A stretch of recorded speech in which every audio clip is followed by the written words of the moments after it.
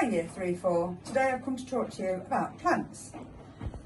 There are 6 main parts to a plant. The first 3 are the leaves, the stem and the roots. They gather the food that the plant needs.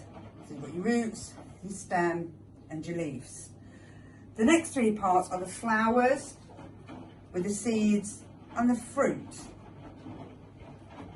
And they are for the reproduction of the plant. So let's have a closer look at the seed. It's made of 3 parts: the seed coating, the embryo, which is the new plant, and the endosperm, which is the food to feed that new plant.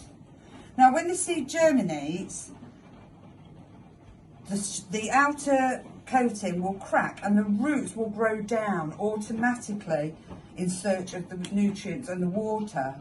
And eventually there will be a shoot that comes up in search of the sunlight and it will break through the soil, and that's the start of your plant.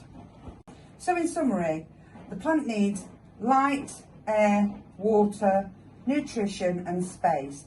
This is like an acrostic to remind you, and it spells out lawns.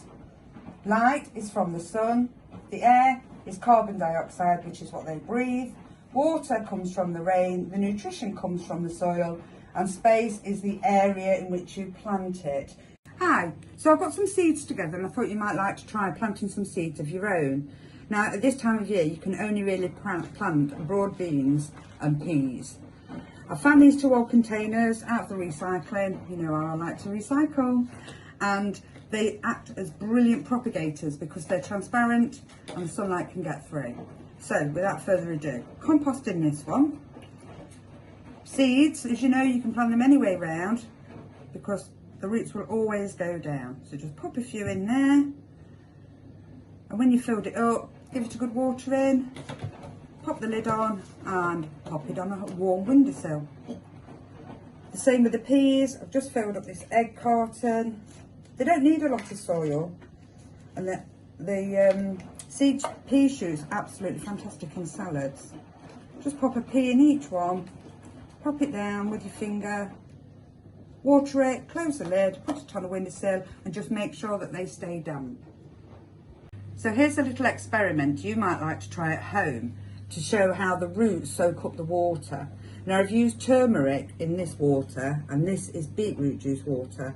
And the reason I've used those is because I didn't have any food colouring. You could try it with food colouring. Now this is an onion and it's been soaking for a while and you can see how the roots have turned red and it's started to creep up the stem. This one's the turmeric, the roots have gone yellow and it started to creep up the stem. Now I tried it with some flowers. These were all white pansies. This is one that's not been dyed at all, the turmeric and the beetroot. Have a go at home.